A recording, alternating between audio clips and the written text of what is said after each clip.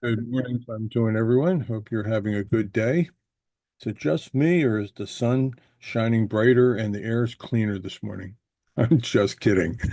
Listen, we all know there was a U.S. election last night. Some of you are happy, some of you are sad, some of you have mixed feelings about it all.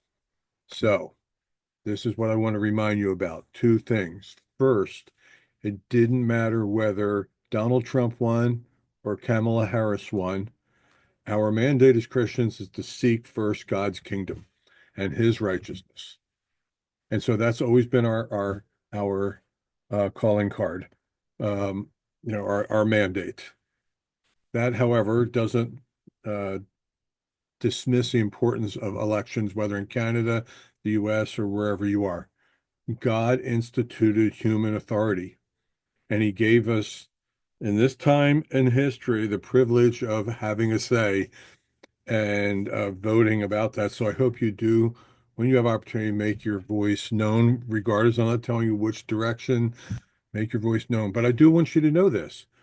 God instituted human authority, including government. And however imperfect government is, and sometimes it's very imperfect. In fact, probably most of the time, it's very imperfect. God instituted human government as a principle, and God holds human governments, politicians accountable for those imperfections. He does it in his time and in his way. Some think the election is the response. I think ultimately it's when they stand before God and he makes them explain choices that they made when they were given the privilege to run a country or whatever. So that's my immediate thoughts on the election. Seek first God's kingdom and remember, regardless of how imperfect government is, God instituted government. He says, I raise up kings and I cast them down again for my own purposes. And he holds all people, including politicians, responsible for the choices and actions that they make and take. And all of this, believe it or not, has to do with our story today for the podcast in our series on little things, people that were never would have been expected to rise to high places of prominence. We looked at Moses, we looked at Isaiah, we looked at Jeremiah. All of them made excuses when God first approached them about why they couldn't. But today, and for our next character afterwards, I actually want us to look at a character that said, yes, I'll do it when he was called. It is a very interesting story. It's found in 1 Samuel chapter 16. It starts off with this. Okay, a little background to the story. Israel already had a king. His name was Saul. He was chosen by God, but Saul ultimately rejected God and God's ways, became arrogant, prideful, sinful, to the point that God finally decided he has to cast him down and replace him. So God speaks to his primary prophet of the day, Samuel, well known throughout all of the land as a spokesman for God.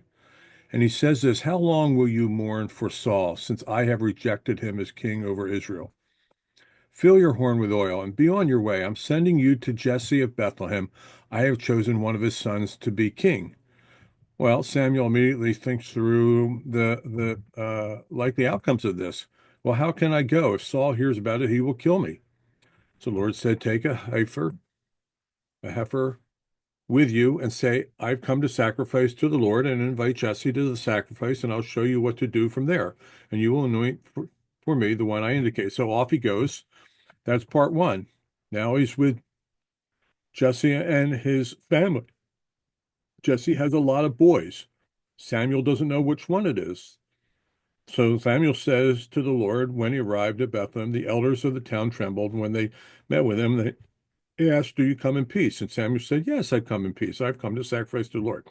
consecrate for yourselves, and come to the sacrifice with me. Then he consecrated Jesse and his sons and invited them to the sacrifice. So when they arrived, Samuel saw Eliab. He's the oldest one. He is the natural choice. If you understood that it's going to be one of the sons, this would have been the first choice of everybody. It's just the way things worked. Samuel saw Eliab and thought, well, surely the Lord's anointed stands here before the Lord.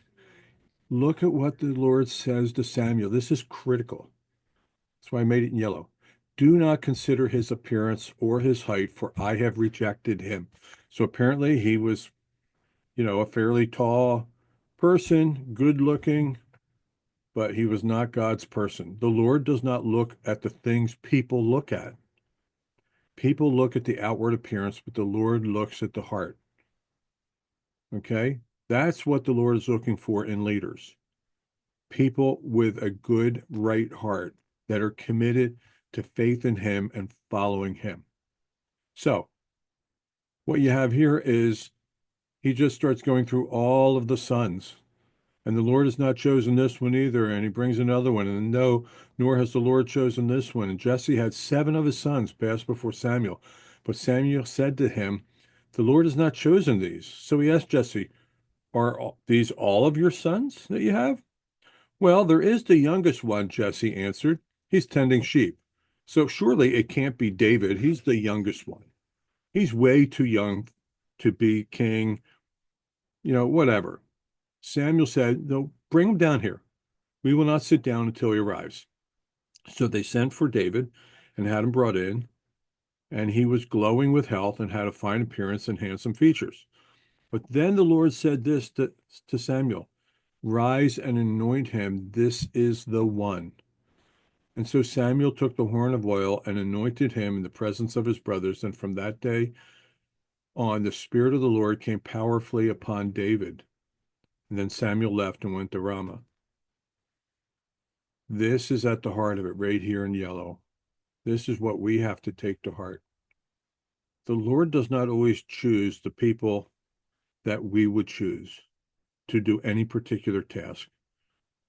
I'm not saying the Lord chose Donald Trump last night. I'm not saying he didn't. What I'm saying is that God works in surprising ways, choosing surprising people. He chose Saul. Saul went astray. God held him accountable. He chose David. There's going to be times in David's life where David goes astray. The Lord will hold him accountable. David was not a perfect person. David was not the choice that people would have made when they're looking at all of the sons that came through that day, all of Jesse's sons. They started with the oldest, the natural choice. And Samuel right away has to say, no, the Spirit said that's not the guy. Number 2, number 3, number 4, number 5, number 6, number 7. I'm still a little confused about whether there's 7 or 8 sons. But he went through all the ones that were of age, and only this teen boy working out in the field, taking care of sheep. He was the one that God chose because David had a heart for the Lord. And so the Lord said, this is the one that I'm going to choose to be king over my chosen little nation of Israel, the nation that is to be a light to the world, that is to let the world know who I am. This little important nation will be ruled by a shepherd boy. Think about that. He wasn't from the priestly caste. He wasn't from Jerusalem. He wasn't from, the important people. Within his own family, he wasn't even thought of as all that important. He was just the stupid little annoying little brother over there. But that was who God chose for his purposes. Lord willing, on Friday, we're actually going to look at one of the first things, before he's actually even anointed king, one of his first actions. And what I want you to see on Friday is the difference between David and his response to the challenges that he's facing And remember again what we looked at with Moses and Isaiah and Jeremiah and their initial reactions. But I'll remind you of that at the time. But between now and then, I hope you have a good couple of days, and I hope this encourages your heart.